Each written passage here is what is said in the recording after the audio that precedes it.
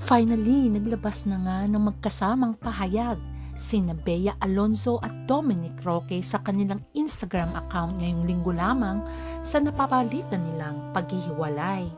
Ating alamin ang buong nilalaman ng kanilang pahayag.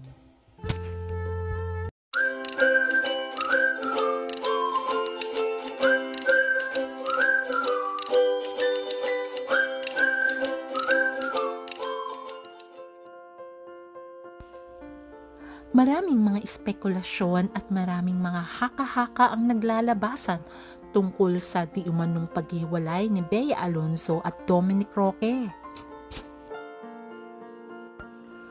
Kaya naman marami ang nagulat talaga nang maghiwalay ang dalawa at kinumpirma ng mga iba't ibang batikang mga reporters at mga kolumnista. Kaya naman maraming Bea Dom ang nalungkot dahil sa pangyayari dahil ang akala nilang forever ay wala na ngayon. Ano nga ba ang punot dulo talaga ng kanilang paghiwalay at ano ang nilalaman ng kanilang pahayag sa kanilang Instagram account? Ating alamin. Ayon kay Dominic at Bea, nagpahayag na sila sa kanilang social media account para maiwasan ng lumala pa ang mga pangyayari at maiwasan na ang iba't ibang spekulasyon. Kaya naman, ito ang nilalaman ng kanilang pahayag sa kanilang Instagram account. After much thought, consideration, and care, we have mutually decided to amicably end our engagement. It was not an easy decision. We wanted to have more time to carefully deliberate and pray about it, but there have been many speculations, questions, and insults.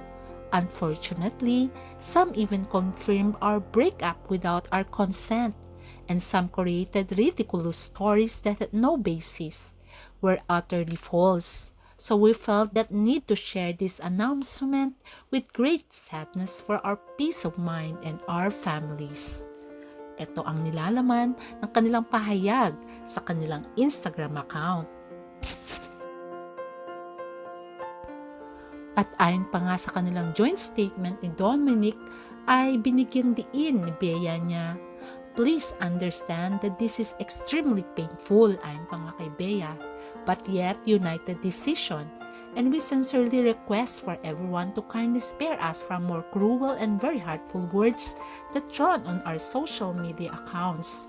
We kindly request to give us the privacy we need as we navigate our future lives with respect, kindness, compassion, and dignity. Thank you for your understanding and support." Kaya naman syempre, nalungkot ang Bea Dom fans sa pahayag na ito ng kanilang mga idolo. Pero sino naman tayo para humusga sa kanilang mga desisyon? I-wish na lang natin na sana one day sila pa rin ang magkatuluyan sa bandang huli. Hanggang sa muli, bye!